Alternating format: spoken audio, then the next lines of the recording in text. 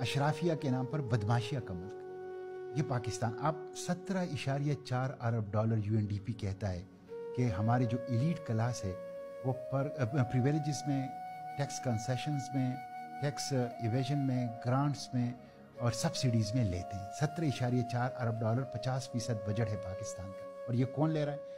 10 तबकात हैं जिसमें से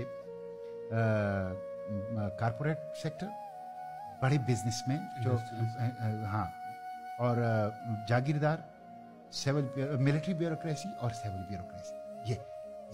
ये वो लोग हैं जो पहले 5 जो ये लेते हैं। आप अंदाज़ा कर लें कि एक गरीब आदमी बिजली के बिल में 11 किस्म के टैक्स देता है, लेकिन जो सुप्रीम कोर्ट का जज है उसने ऑर्डर पास किया है कि जो मेरी तनख्वाह है वही रिटायरमेंट पर मेरी पेंशन होगी, वही रिटायरमेंट पर मेरी पेंशन होगी। और आपको पता है उन्होंने ये ऑर्डर भी पास किया है कि उस पेंशन में से वो टैक्स एग्जेम्प्टेड होगा।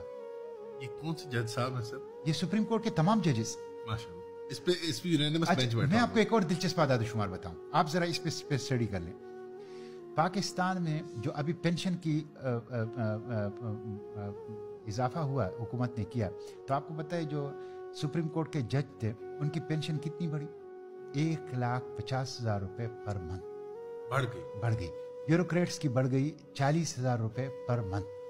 आपको पता है जो कम से कम पेंशन लेते हैं जो 20,000 रुपए वाले, उनकी पेंशन कितनी बढ़ी? 3,500। आपको पता है पाकिस्तान में जो कम से कम तनख्वाह है और ज्यादा से ज्यादा जो कम से कम पेंशन है और ज्यादा से ज्यादा पेंशन है, उसमें रेशो क्या है? 1:92।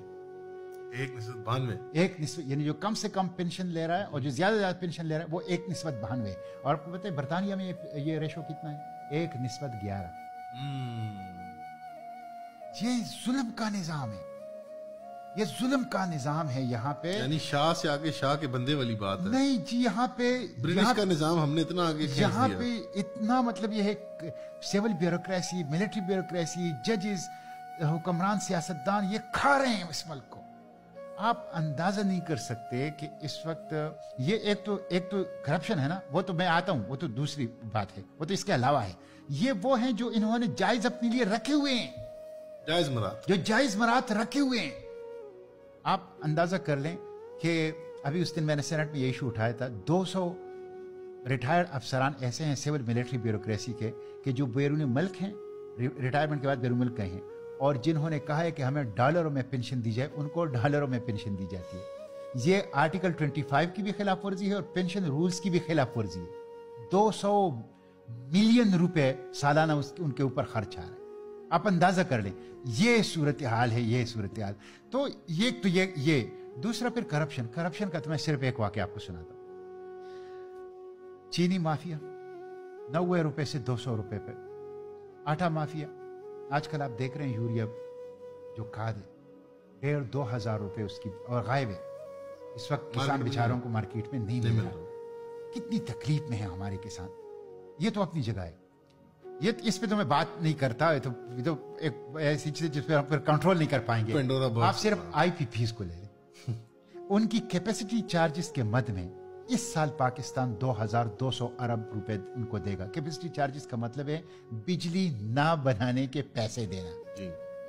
बिजली ना बनाने के 2,200 अरब रुपए। और मैंने ये बार बार कहा है कि जब तक IPPs है पाकिस्तान में सवाल ही पैदा नहीं हो सकता कि बिजली सस्ती हो जाए। और बिजली सस्ती नहीं होगी तो आपकी इंडस्ट्री, एग्रीकल्चर, आपका एक्सपोर्ट, आपका एग्रीकल्चर, आपका कोई चीज पाकिस्तान में सस्ती नहीं हो सकती, इसलिए कि सब कनेक्टेड हैं बिजली की कीमतों के साथ, एनर्जी के साथ जी। अच्छा, ये IPPs जो तकरीबन मोर देन 100 IPPs ये किसके हैं?